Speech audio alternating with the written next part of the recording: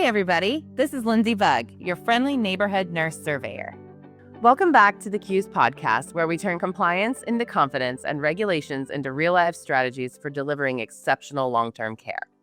I'm your host, and today we're making hydration a hot topic. And it's not just because it's summer. We're coming off of National Hydration Day, which was June 23rd, and it's the perfect time to deep dive into how we can prevent dehydration in our nursing home residents. So, grab your favorite flavored drink and let's talk compliance, care, and creative hydration solutions that actually work.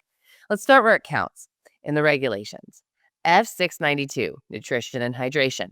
This federal regulation requires nursing homes to ensure residents maintain acceptable levels of nutritional and hydration status, unless it's clinically unavoidable.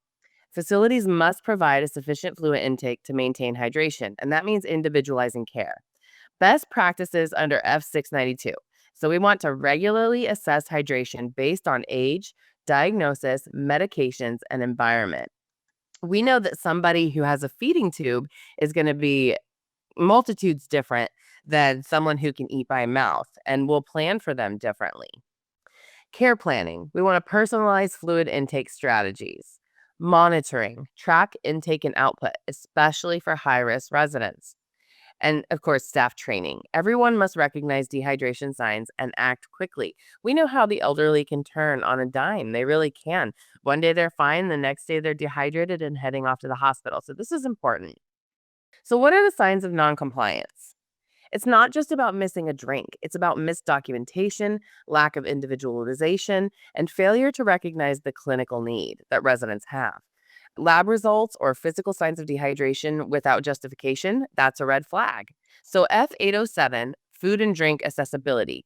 This regulation ensures that residents have access to appealing, nutritious, and adequate food and drink, served at customary times and tailored to residents' preferences and needs.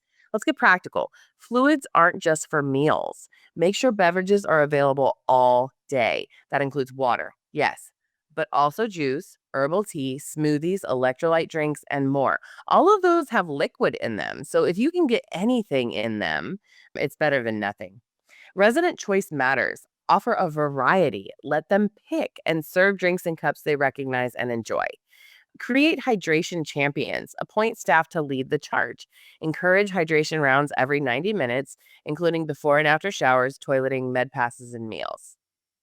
And it doesn't just have to be one staff that are assigned to that. It takes everybody. Include the CNAs, the nurses, the activity directors, anybody who can help. It's going to make sure that your residents stay hydrated. We want to think beyond Jell-O. Did you know that watermelon, lettuce, celery, and strawberries are 90% plus water? Like 90% plus of those things are water. I mean, that was insane to me.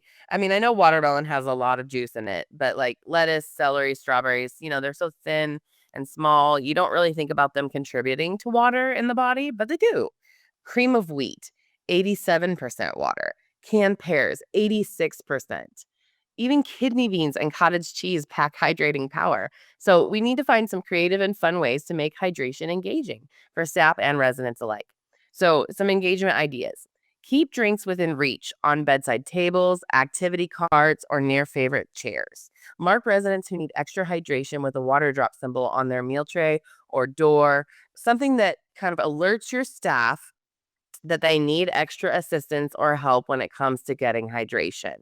It isn't an invasion of privacy or HIPAA as long as the people walking in, the families and stuff like that, they'll be educated to know that, their loved one needs assistance with hydration, but that doesn't necessarily mean that they'll know what the water drop on the door means.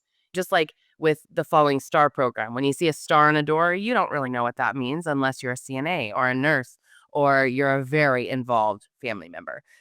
Those are things you can do to prompt your staff visually, because we know how easy it is to forget. It is. You get busy and you forget. So let's make it easy for them. We want to adjust the options based on the season. So think warm broth in the winter and icy smoothies in July. Get a hydration tech. So this one's kind of fun. Hydration tech. Smart bottles and apps that track fluid intake. This is amazing and totally on trend with, the AI and stuff that is coming into nursing homes. It uses LEDs, reminders, and vibrations to nudge tech-savvy residents to sip smarter, which is amazing because then your staff, again, it's time saving, okay? So you're thinking about getting them hydrated and saving time. This alerts the resident, oh, I need to take a drink. And they do. They will. There are those residents that'll be confused that you still have to remember and remind, but that's a care plan issue. So we want to make sure that each person is individualized, just like we talked about before. So, stations and carts. Set up infused water stations or self serve hydration hubs. Push hydration carts during activities or hallway rounds and offer preferred drinks, smoothies, or even milkshakes. Fun stuff. Try jelly drops. They were invented by Louis Hornby for his grandmother who had dementia. And these sugar free treats are 95% water with vitamins and electrolytes. Apparently, residents love them. I've never tried them, but residents love them. Other programs that work would be the sip and go. Anyone entering a room offers a sip of water. So if you take a resident to a room, you're going to offer them a sip of water before you leave. Okay. Same thing with anyone checking on anybody, to toilet or anything. You're going to ask them if they need to go to the bathroom. You're going to ask them if they want a sip of water, or if they are dementia and let's say they refuse every single time you offer, just go up, take their glass and say, "Would you like a drink, Mrs. So and so?" And usually they'll say yes. It's all about your approach. You could also create a beverage brigade. Partner with local schools to deliver drinks, bring fun, different things, offer manicures during these hydration sessions. And you can even play bingo to win different drinks and fun things. Ice cream, anything that has hydration. You just got to think outside the box. Also, you could do a happy hour, mix up some non-alcoholic mocktails or smoothies and let families submit recipes and the kitchen bring them to life. The last one is called Move Over Emerald, where you can host cooking demos that showcase hydrating food and drinks to your residents. Make it fun. I mean, it's all about how you engage with them. I can't bring that up enough because we all know that some things that you try don't work. So if you have multitudes to pull from, something's going to work, guys. Something's going to work. And don't forget your CNAs.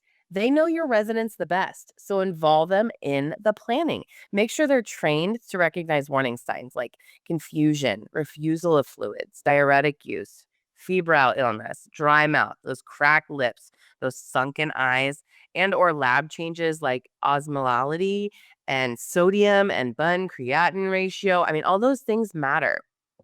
Qsource can help. We can help create individualized, resident centered support. Let's face it, hydration is never a one size fits all. That's where Qsource comes in. We help your team build resident centered care plans that reflect fluid needs and preferences. From initial assessment to regular monitoring, we will help your facility implement hydration strategies that are person centered, survey ready, and clinically sound. We're also here to support staff training, audits, and education because compliance should be consistent and care should be exceptional. No ifs, ands, or buts. And that wraps up our hydration celebration. Remember, dehydration is preventable and prevention starts with you. Next time on the Q's podcast, we'll explore mental health awareness in long term care because caring for the mind is just as essential as caring for the body. Until then, stay hydrated, stay compliant, and keep delivering exceptional care that your residents deserve.